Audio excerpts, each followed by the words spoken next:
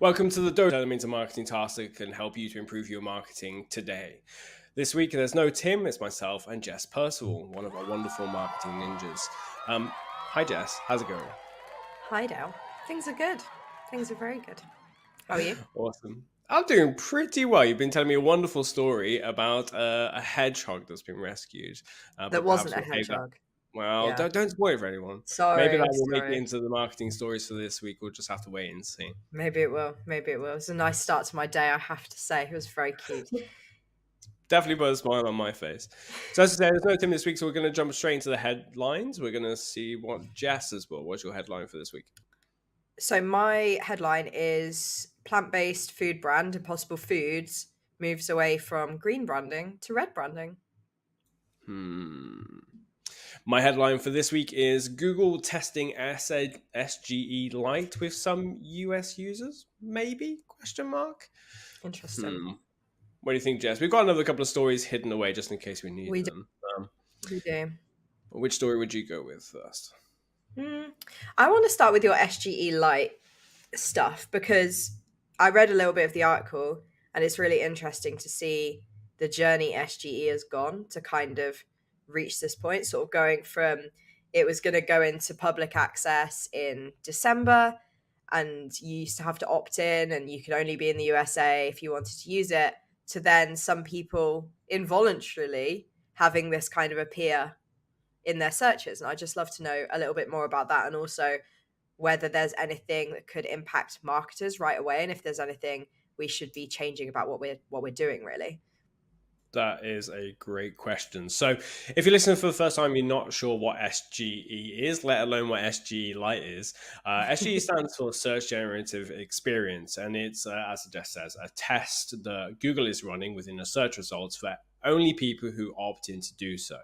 And what it is generated AI in the search results. So, whereas you would typically go into Google and pop your search keywords in and write whatever it is, this way, it actually creates a new response for you in the same way that ChatGPT would or Google Gemini would if you've used that one, or Claude.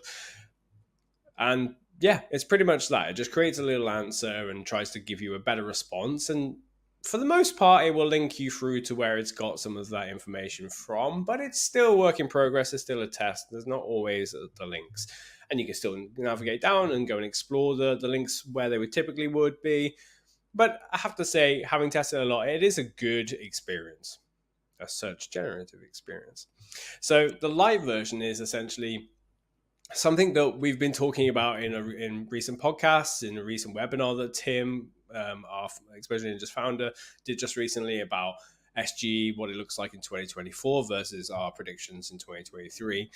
And we said that it may not roll out in the same way that we'd first predicted, and that it would just maybe take over all of the search results. That actually, now they fine tuned it, it's probably going to be a search result design type. So if you search for hairdresser Nottingham, you get a little map and it tells you the hairdressers near you and it gives you ratings so you know how good or bad they are. With SGE, a little bit different. It's going to create a little response based on your query. So it could be similar to that, where it just decides to use SGE for your response based on the type of query that you're making. The SGE Lite bit is that they're testing a very kind of basic version of that for some search queries and for some users in the US who didn't opt into this test. So whereas it was mostly people in SEO or doing SEM work with PPC, or just need to know how search results work, how they display for search queries, those kind of people opted in straight away. Anybody who's AI focused, how is AI going to be used by Google? They're jumping in and having a look around. Now they're starting to roll it out to different kinds of people who aren't used to this stuff to get a different kind of test results back, I would think. And in terms of the light bit, I think it's more to do with you can get very complex generated search results coming back when you type in some search terms. What it looks like is happening from the research that we've seen people do, and we've taken our story from SE Roundtable or Search Engine Roundtable. It's more for queries that are a little more complicated and they need to generate a result because you're unlikely to find a piece of content that matches that search. And the search that they've tried is a bit more complex and says How do I get marks off painted walls? Now, you may find some painted, decorated websites have that content on the website or their website, um, but not necessarily a good response will come up in the search results. You may have a blog post, you may not. You may have a feature snippet, probably not.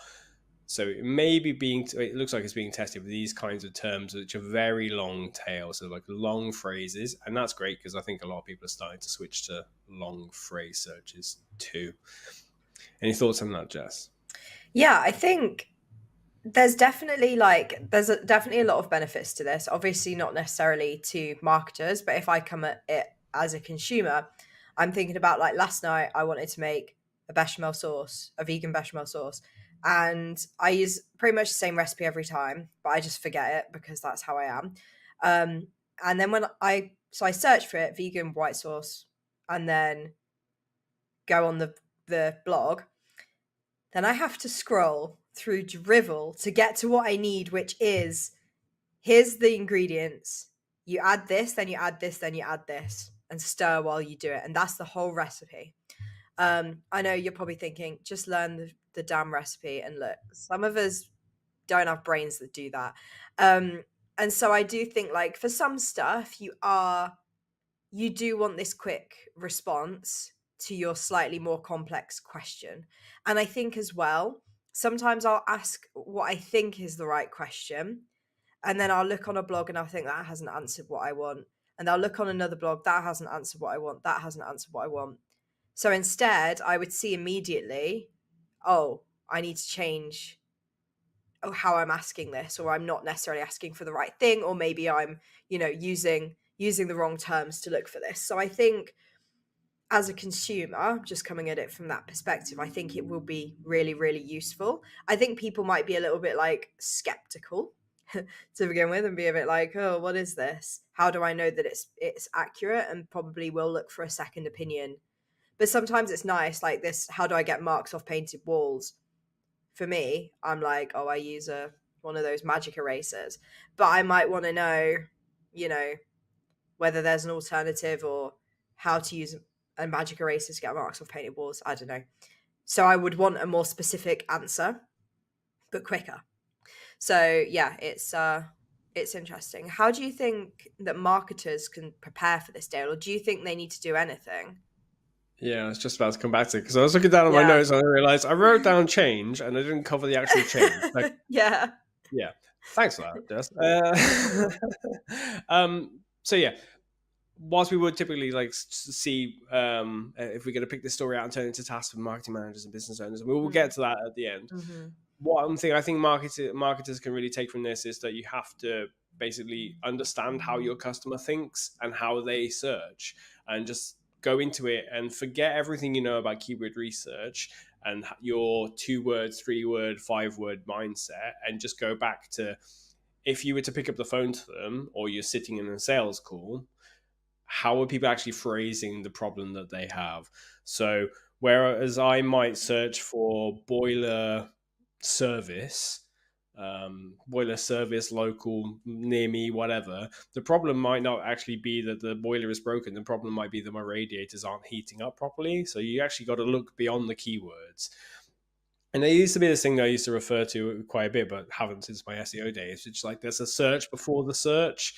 There's like before I search for boiler servicing or boiler repair, I'm doing another search earlier on, information educational, which is how to bleed my radiators and stuff like that. So there are those kinds of queries which every buyer funnel is going to have them in, every sales funnel is going to have, that you will expect people are going to search for longer tail than they probably currently do. And you need to just double check to see if you've got that content covered, because it's going to get pulled into the generated search result, this SGE, the search generative experience, because there are inline links. Now, you might have 4 or 5 lines of text and only the third or fourth line has a little drop down and shows the links. The last time I did it, which was last night when I checked the search term, the inline was already open. So it showed you the 3 links that it was referencing for the information. So whilst you might not have the perfect piece of content for that very broad search, the basis of that search, the problem, can be serviced with a piece of content. You just need to go and do your manual searching, and you probably use search tools as well. But manual searching is really going to come out on top here. To just double check what kinds of phrases, what pieces of content you need to have present, and hope that over time, see how the search results, the SGE rolls out. Do you need to make adjustments to that? As Jess will, definitely confirm, SEO, especially SGE, is never a one and done thing. You have to keep going back around and This revising is it over time. yeah, whether it's because of competitors or changes in, buying behavior or user behavior. Like I say this quite a lot on the podcast, but I have three younger sisters, and the difference between the way that we will refer to things and describe things is so different. There's always jokes online about how millennials and Gen Z, we practically speak different languages to each other. I pride myself on knowing quite a lot of Gen Z slang, but this is also true of other things. Like, I often think about the air fryer hype, right? Like, the amount of people that would have had to optimize their recipes or optimize their products for the air fryer trend is super fascinating. It pops into my brain because I was in B&M the other day, and I heard somebody go, "Oh, you can, we can use the air fryer for this. Have you tried this and stuff?" And I just thought that's one of those things where it wasn't even in people weren't saying that, and then all of a sudden it's like the hot new thing. One thing I was thinking about while you were speaking, though, Dale, not that I wasn't listening, but it just triggered a thought, was about the drop downs and how you almost have the opportunity to like collaborate with your competitors, because it's going to be rare that you're the only person who's being brought up in that search. It's unlikely you're going to be the drop down. So it's almost like you want to look at what information is being pulled into the SGE result and think, what is missing here? What would elevate this answer that Google's giving just that little bit more? And, test it a few times, run the question a few times, see if occasionally that comes up. But you might find that you have an opportunity to like write some content based around that specific thing that you think would be good to be added to the article, to the generated response, sorry. Obviously don't write 2 lines and hope that you rank, because Google's still looking for helpful content that stands on its own 2 feet, that isn't just for a generated search result. But I think there's definitely an opportunity there to almost do that skyscraper type thing, but in a slightly different way, where you're looking at what's appearing and thinking, what's missing? For anyone who's never heard of the skyscraper technique, perhaps you'd like to Apologies. expand on what that is. So what it is that it's all about creating the best piece of content possible. And what you do, I think, what's the name of the person who coined the term, Dale? Brian Dean, although the process was pretty much there, but Brian Dean like Yeah, Brian like capitalized. named it, right? So Yeah. I want to make sure that Brian's getting credit for that. Mm. But the concept is that you go through the top 20 search results, look at the headers, look at the content that's being used, and use that as inspiration to create something that's better than what's out there already. So this would kind of be like that, but maybe you'd be saving yourself a little bit of work, because you would be writing a guide. It's essentially a content gap thing, where you're looking at, you maybe look at 20 times you generate, or maybe less than 20, 10 times you generate an answer to a question that your customers are asking, and then see if that answer has a gap in it that you think you could fill with your knowledge and your content. I feel like I just came up with a really good idea. I'm quite proud of that. Whether it works in practice is a whole other story, and you still need to be following SEO best practices Mhm. in order to be able to get this kind of thing ranked. And there is also the chance that Google might go, well, nobody else is talking about this, so we're not going to put it in the answer. But still, it's a nice thought. Maybe once it's rolled out, we'll get a chance to test it a bit Yeah, I more. mean, we've done quite a lot of testing so far, and those Yes. tests continue. And if you go to Exposure Ninja on YouTube, you'll see that one of our more recent lives was how to rank in SGE. You'll see some more recent tests of how that works. But so far, our tests to date have shown that sometimes you can go short. Like sometimes Mm, Google is just looking for just a little bit of information. Like Tim did an experiment for his own website where it was like 3 or 4 lines, but just mm. immediately became like the top ranking result. And I think that comes down to like the helpful content update, which I think you just referenced, which is like one of the Yeah. algorithm changes. It's looking for helpfulness. It's not looking for depth necessarily, and it depends on the Yes. search query. Yeah. Whereas if Um, somebody is searching, how to install a shower in my house, they're going to be looking for a detailed piece of content that gives them step by step and gives them all the details they need. Whereas if they're asking a question about what is a shower hose, that was the only thing I could think of. I don't know why the shower is the example, but like, what is a shower hose? That only needs like a couple of lines and maybe some images and like mm-mm. what it's used for and what it is. So I think, yeah, like you said, the helpful content update isn't necessarily about giving the most detailed, most longest content. It's about giving the most helpful content, which isn't always long. Like if somebody's asking the answer to a maths question, you don't want to include the history of maths in there. That's not helpful. Yeah, it's interesting you say about the helpful content update again, because just earlier I was doing a little bit of a test with Google Gemini, and it was to take some of the questions that we referenced in an earlier piece of content. Actually, in actual fact, it's how to get to the top of Google, which is our Nice. best-selling book. You can go to Amazon and search for Google book and it will probably appear, or search for SEO, or just search for Tin Camera Kitchen or how to get to the top of Google. It's going to appear because it's a bestseller. Anyway, go and get a copy of that if you don't already have one. But in there are some questions that we pulled out of the search rated guidelines, and these are all questions from a guide that was given to human evaluators of search results. So Google will make some updates to the algorithm and then ask these humans to do some visual checks, manual checks to see that these websites are credible or not. And some of the questions in there I gave to Gemini to say, do you think that the next article is helpful? I said, these are the questions. I'm going to call the process, blobby. Who knows why? But every time I ask you to do blobby, you're going to. I could have picked any word. I picked You could that have one. picked any word. Earlier, I called it bestia, which is Italian for beast, and that's what I call I my like daughter. that.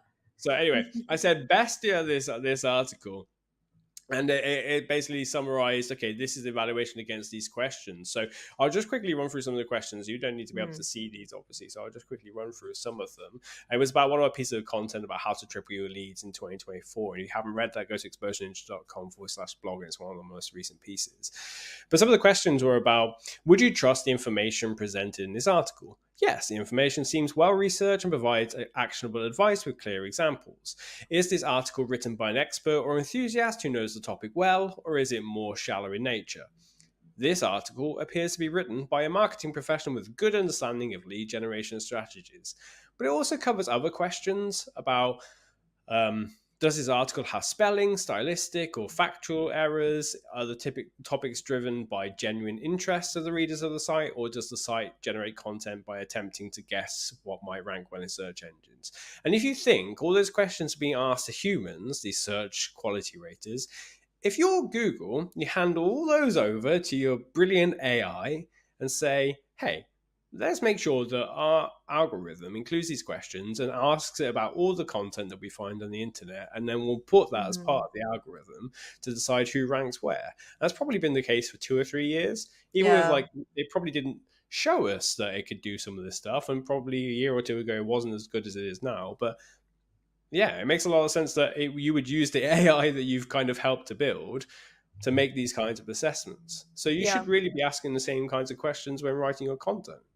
I like that a lot. That's really cool. Yeah, Nice it was one. a lot of fun, Yeah. but it's a very manual kind of thing. I'm sure there are tools out there that will do it better, but that's for another podcast. Um, That's I'd like cool. to take us on to our next headline. Jess, Impossible Foods Yes. moves to red branding. Yes, definitely. But before I talk about that, I just wanted to talk to the listener for a moment, whether you're in your car or in your kitchen cooking some dinner, or I don't know, listening to a podcast while you work.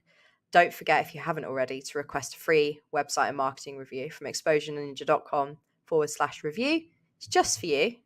It's custom, so it isn't auto generated. We don't use AI. It's our wonderful marketing team get that done for you. Our marketing consultants take a look at that and give you some really actionable and useful feedback. Like I said, you can apply for that at exposureninja.com/review. You'll get a 15-minute review if you're eligible. Beautifully well done. I love it. Better than any of my reads. Thank you for listening to the ad. Now I'm going to talk about Impossible Foods, moving to red branding. So, for those who are new here and don't know, both Dale and myself are both vegan. So we have a lot of opinions on plant-based food, vegan food. Um, Don't switch and off. Don't stop no, listening. don't There's an switch off. important No, point no, coming. there's going to be a really great point about niching and branding here. So, but it's a really great example of sort of trends within industries. So, one thing that was a trend that I used to really enjoy is that vegan food and plant-based food is traditionally packaged in green packaging. Now, this does mean that I've been caught out quite a significant number of times Mm. by I was in Lidl and I got this pesto tofu lasagna and I was so excited because I love pesto and I love tofu. And it was in green packaging. It had the Vimondo, their vegan range on it. Turns out it was full of milk, absolutely wedged to the gills of milk. And I was like, great, I can't have that. But because it was in green packaging, I assumed wrongly that it was vegan. Um, but like I said, as a vegan previously, I'd really like this because it makes it easy to spot. But it does mean it's off-putting to non-vegans who assume that it's just rabbit food. And there is, that vegan food does have a reputation and it's taking time for people to catch up. I still frequently get asked if I'm in like a conversation with the generation kind of above me where they'll go, "What do you eat? Grass?" Like, and I'm like, "Do you not eat a single vegetable in your day? Like, do you only eat a slab of meat every day?" But generally I'm very polite and I just explain, "Oh, I eat a lot of the things you eat actually. I eat chips and I eat crisps and I eat um Oreos, they're vegan, hummus, things like that, and kind of reposition it. But I'm also, I would say I'm Impossible Foods target audience, which we'll get on it into in a minute. But I was a chronic picky eater when I was younger, and I don't like the kind of vegan stuff that's like sausage, but it's actually just loads of veg in a roll, and I'm like, absolutely not. Um, so Impossible has obviously seen this trend, and they're describing. So they've changed from sort of more greeny packaging. It was kind of a teal type color, to really bold red packaging. And this isn't the first time we've seen this with a vegan brand. VFC, who are popular in the UK, have a vegan brand. And I think they did that partially because, their name is a little bit inspired by KFC, who have red branding, but also because they're coming from a similar place to Impossible, where they want to appeal to a wider audience. They don't necessarily want to be in that niche. Um, and what Impossible actually has said about their new brand, not only saying that it's their new brand is meatier, but they've said the audacious new approach intentionally leans into the craveability of meat, designed to welcome more customers into the plant-based category and champion the future of meat from plants for meat lovers. So it's a very different audience. It's actually quite a different audience, in my opinion, to VFC, despite them going for the same color branding, because VFC is very much about the vegan side of things. They're very about exposing the meat industry and having those conversations, whereas Impossible, 90% of their consumers identified as meat eaters who are looking for an alternative to maybe cut down on what they're eating. If they want to cut down on meat, or if they're looking to kind of convert and they're just not sort of ready for that yet. So it is, I thought that was interesting. The two brands with the same color scheme are doing it for quite different reasons. But the Impossible Foods goal is they want to educate customers that they can still enjoy meat by incorporating it into their diet, a version that's made from plants instead of animals. And you might be thinking, well, that's great. How are they doing? And they're actually the fastest growing plant-based company in the USA. And I think part of that reason is that, yes, I think it's fantastic to have products that are aimed at vegans. Absolutely love that. I buy them all the time. But I think also they have noticed that there's an audience outside of vegans and vegetarians who are keen to try these foods, but are worried, right? There's an objection there. They think it's going to suck and they think they're going to have spent their money on something that they're going to hate. So Impossible is pushing for for meat lovers to try this new product, whether it's because they want to do less harm to animals or because it's neutral. And they're also positioning themselves in a way that if it's seen on a shelf, somebody isn't immediately going to dismiss it. Um, and I just think it's really, really smart. Like, I know, Dale, you have probably even more opinions on this than I do, but I think, like I said, they've got a niche, right? They've got this plant-based niche, but then they've like cracked it open and they've sort of explored all these. They've really found these clear pain points that people have that the vegans don't have, right? We don't think, oh, what if this tastes rubbish? We do, but we're more about, oh, I want to eat something that isn't made of animal products, right? Whereas meat eaters will just, their objection is, why buy this over this? And so they're like, it's amazing how just changing the branding a bit can handle some of those objections, those initial snap judging a book by its cover things. And yeah, Dale, how do you feel about this rebrand? How do you feel about the green branding of vegan foods? Like, we've had this conversation before, because I remember a few months ago I'd said to you, oh, I don't get why this brand is doing this, I think it's really weird. And now I've like come full circle, I'm like, actually, I love this. So people were like, veganism, what is that? Not interested. Sounds very hippie-ish. But as soon as Beyonce starts saying that she's on a plant-based diet, oh, okay, now everything is turning around. And this comes down to like positioning or just changing the way that you appear to the market. So with this, I think you and I were talking earlier on about this particular story, and I said that about there's the Tam Sam Som. There's like the Mm-hmm. total addressable market, like a big circle, and there's a smaller circle in there, which is like serviceable addressable market, like everyone you could possibly talk to, and then there's serviceable obtainable markets, like everyone who's actually going to buy your product. You might initially be just targeting that smaller circle, that target audience of people who are like, these people are vegan or they're very pro plant-based protein, for example.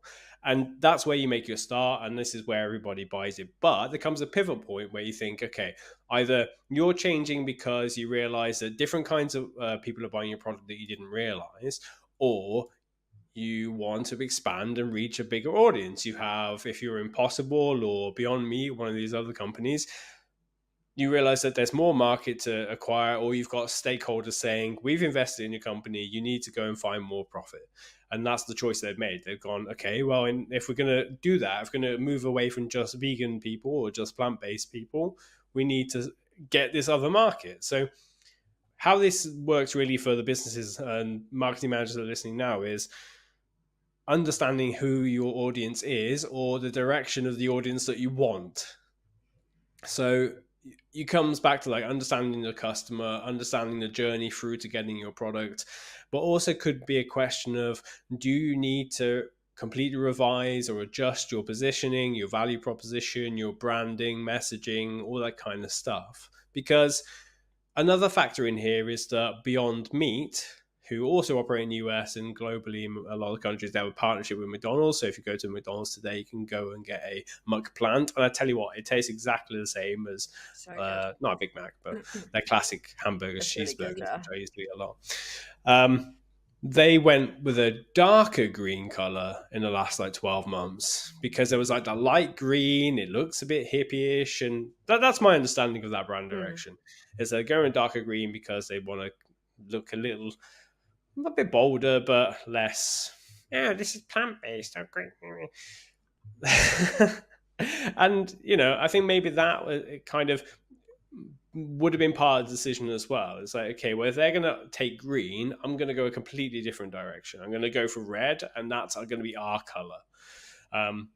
So yeah, there's a lot in this story, I think, in terms of understanding your market, understanding what can be acquired, what those people want, but also, Jess, you've made a fantastic observation in our most recent video about buyer journeys, about Mhm. how one company had developed a cooling pack, Yeah, I a was about to talk functionality about for them, one. yeah. Yeah, continue. Perhaps you'd like to explain a little bit more about that one. Yeah, so we did a video recently that talked about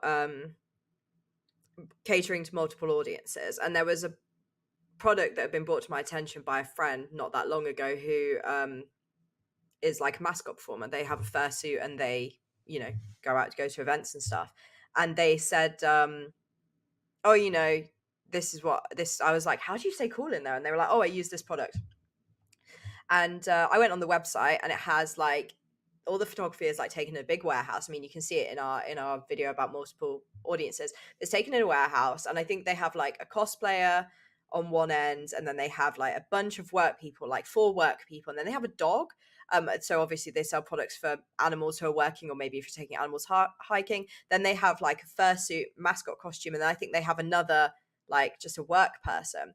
And based on that lineup, you would think, oh, this is made for work people. And then they've realized, oh, costume performers and cosplayers and fursuiters are buying their products.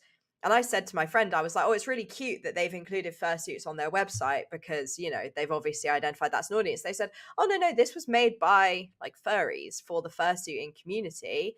And then what must have happened is that they'd seen that so many other people were interested in their product, but maybe wouldn't want to buy from them because of the branding, or, you know, maybe didn't want to, maybe they were buying them like a little bit secretly, you know, because they didn't want to be associated with a subculture.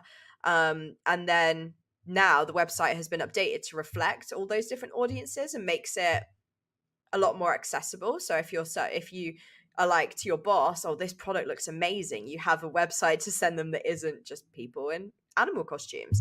um but one thing that you said, Dale, that I thought was should be followed up with a word of caution is that if you have a brand and you have a real distinctive positioning, and then you decide you want to branch out to reach more people, and you think that positioning won't sit right with them, please be careful, because there's definitely brands in the past who have a really significant positioning, and the bigger they've got, the more that positioning has started to slip. And then the people who were really dedicated and who were putting in the big orders and who were most connected with the business turn into the biggest haters. And I think you do need to be careful about this. And I think, for instance, Impossible Foods has always been about creating the meatiest plant-based products. And you know, that's awesome. I think if they branched out and they were like, oh, we want to reach a wider audience, so we're going to start incorporating milk and cheese and all these things into their burgers, I think I personally would be like, well, okay, I'm going to avoid them. Because but then again, I buy the Richmond vegan sausages, and of course they technically appeal to a whole audience that doesn't sit well with me. But you know, we could talk about that for ages. But yeah, I just wanted to caveat with that, just because you might lose the people that made your business your business.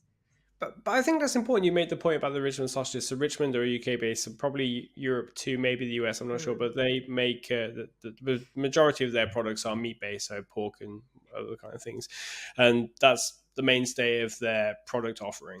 But they spotted an opportunity Yeah. to go and create their going with the product and understanding the market, how it's shifting. Okay, that's an area we need to put more effort into.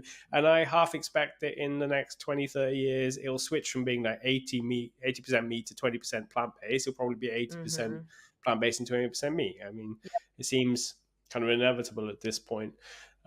Try not to think like that's just the way I hope and believe it will be, but Yeah, yeah. that seems to be where But the it's market is trending. Yeah, but it's even the reverse would have happened with Richmond, right? If they would have suddenly said, "Oh, we're a plant-based company." Like, I can think of another brand, I think they're called Heck, who they are like, "Oh, by such and such time, we're going to be fully plant-based." But they have like when I go into the shop, I see like one of their plant-based products on the shelf and everything else is meat. And I'm like, Yeah, it they doesn't pulled back feel on like it. you.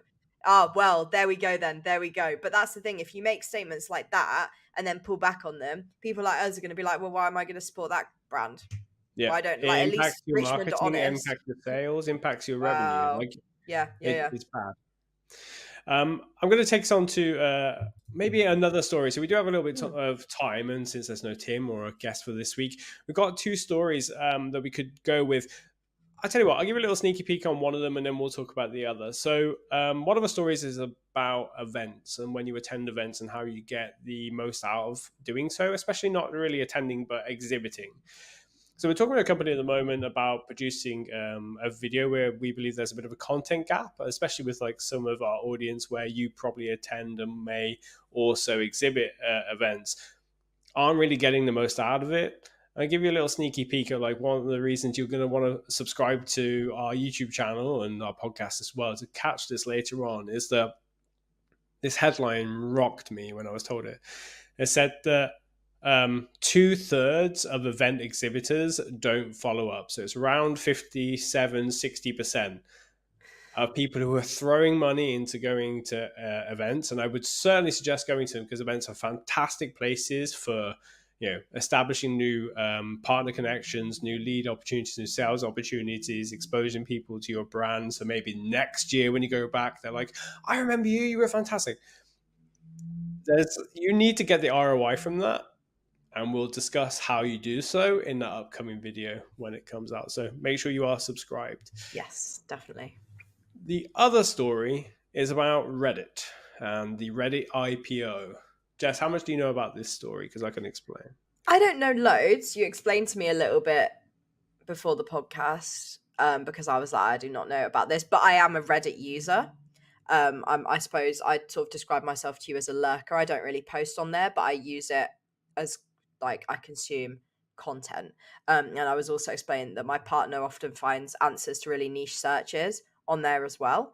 So it's actually, despite their daily average users, I think, well, I say despite, it's still a significant number. I think you said it was 50 million.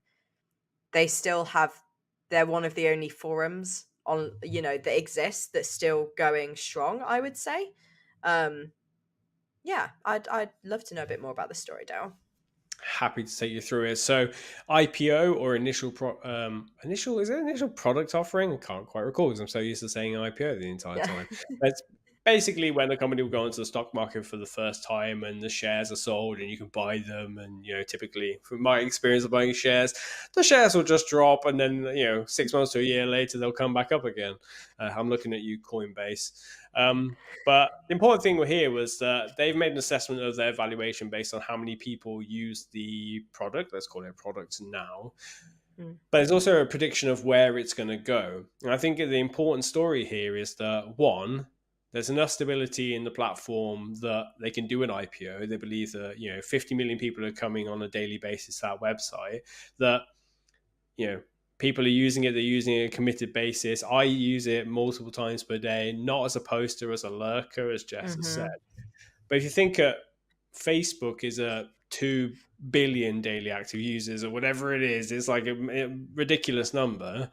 Reddit is still very young when you think of its current iteration. Like as a platform, it's quite old, but in terms of like a community space that has a lot of investment, the ad platform is still growing as well.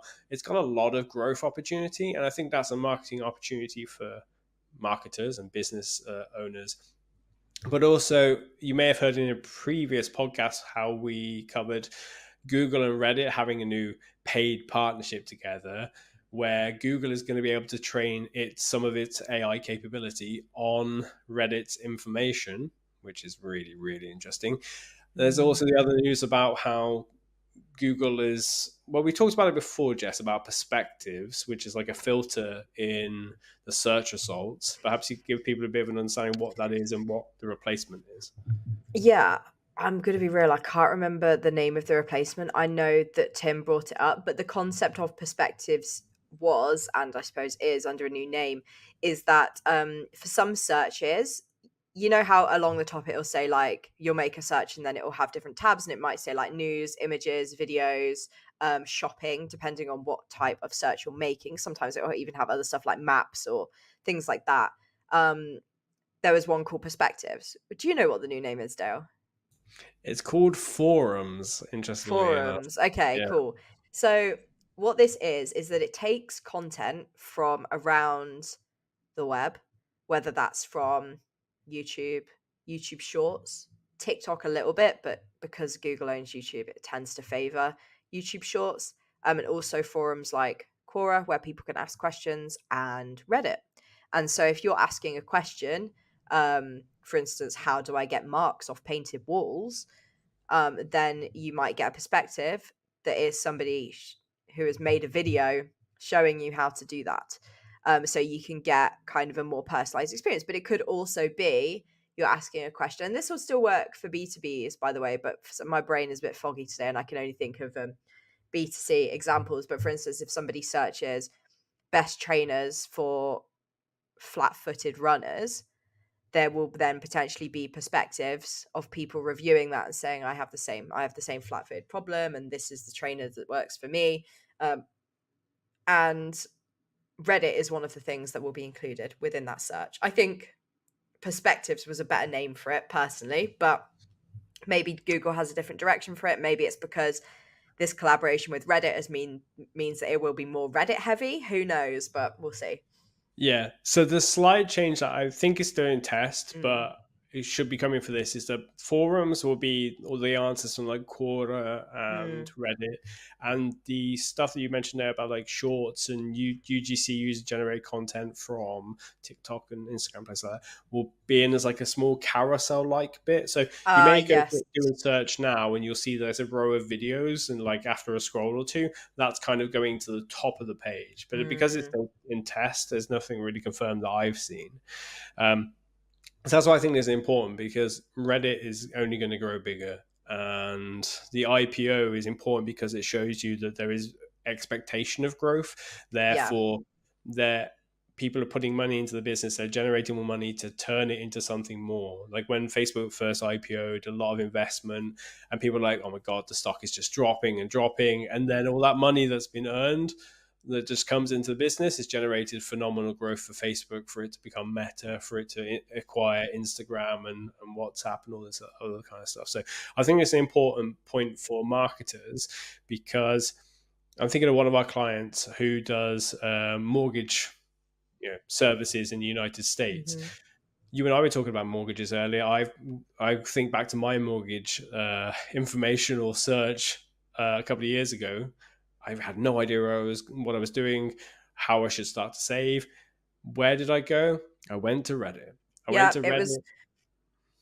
I was going to say it was a Reddit post that made me start considering whether I want to buy. Whereas I've been a firm renter for a long time, and then I was like, hang on, actually, based on my life, I think owning would be better, which is not something I expected to say. So it's really interesting how much influence it can have. And even though they have this number of daily active users, I wonder how many people aren't daily but go when they really want an important piece of information about a specific thing. Like there's so much DIY and so much advice on Reddit. Like I would say Reddit offers advice more than it does anything else.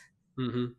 I'm just thinking back to when I spoke to my mortgage advisor, mortgage broker at the time, was after I'd done that kind of those searches. So I went into it feeling like I had a bit of an understanding of what I was Mm, going into. But even if I went to them first and then went to Reddit second, I'd still be using Reddit to kind of understand, which is wild to think. I'd go there yeah. rather than going to Google and searching for like mortgage guide and going to a website, because it feels, you can't connect with the person. Like you feel like it feels more like generic advice, whereas when you're on Reddit, it feels like it comes from somebody's lived experience.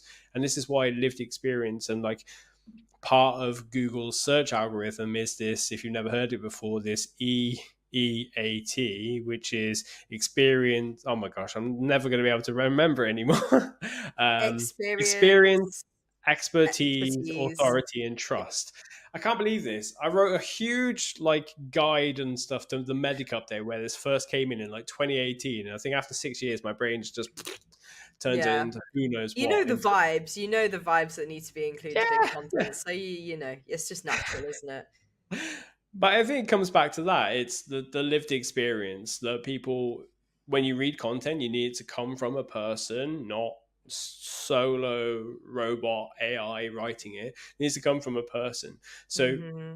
you know, for mortgage advisors, I would personally be going and being active on Reddit, whether I was a local business or not. If my Edinburgh based mortgage advisor was on the UK personal finance subreddit, dropping in information, most of the people that are going to be responding or asking questions aren't going to be based in Edinburgh. But could it mean an opportunity is created that's not location based? Could they Mm. sort out a mortgage from the other side of the UK? Absolutely. I never actually went into the office once and they sorted out a massive mortgage for me. if they can do that kind of stuff through Reddit as well, who knows how many more opportunities will come from that? Because the searches are happening. The searches are happening on Reddit.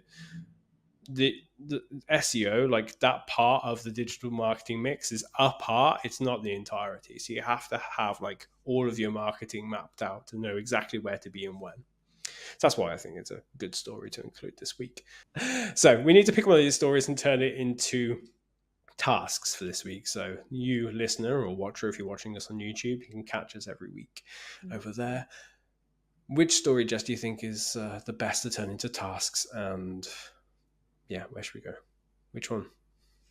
Weirdly, I actually think the Reddit IPO one, despite that being our bonus one, the reason I say it is that as a marketer, it's always good to look into the places that your audience is spending their time, even if it might be a little bit less conventional. For instance, when I worked in agriculture, I would spend a lot of time on the farming forum. Now, if you go on Mm. YouTube and say B2B business, where, B2B business advice, they're probably not going to say, oh, you should be on the farming forum because that's very niche and very specific. Mm. But you would want to be on there and you would want to be seeing what your target audience are talking about and, offering them advice and maybe communicating with them and seeing where people are advocating for your brand. So I think really the Reddit IPO is like just more of a conversation starter about checking your channels and making sure you haven't fallen into that trap that many businesses do, where you may have had a past marketing manager, or you know when the business owner was potentially more involved, you might have had these situations where they've said, oh well, I love Twitter or I love Facebook, or I use this every day, so we should be advertising on there. I use TikTok, my kids use TikTok, let's advertise on TikTok. And then you're like, but I sell printers to businesses, which doesn't mean you can't be on TikTok, but you've got to be creative about it and sort of figure out if your industry is on there. So I think, yeah, review your channels and just double check that you're not just doing them for sake and because you feel like, oh, well, Asda's on TikTok and Aldi's on TikTok, so maybe my brand that sells sealants for cars should be on TikTok too. Maybe not. So yeah, that would be my advice on that one. The reason that I wanted to pick that as a one to turn into tasks. Yeah, I think that's a good choice. I was going to ask you what tasks marketing managers can take from this story, and then I was going to ask myself what tasks business owners can take from this story. But I think the main one here we can summarize for both is to review the journey through the funnel to lead capture or sales conversion, and forget for a little bit about the what people are asking, and have a new column on your keywords list for where they're searching, and another one for why. So if they're searching for mortgage advice, the reason is they don't understand it, therefore they're looking for someone to make it make sense. The why might be they don't feel they have enough budget or whatever. But the where we presumptively would do a keyword research and just think Google, Google, Google, Google, Google, have a drop down option where it's like forums or specifically Reddit or specifically TikTok or specifically YouTube or wherever it is. Like, expand the way that you review your keywords.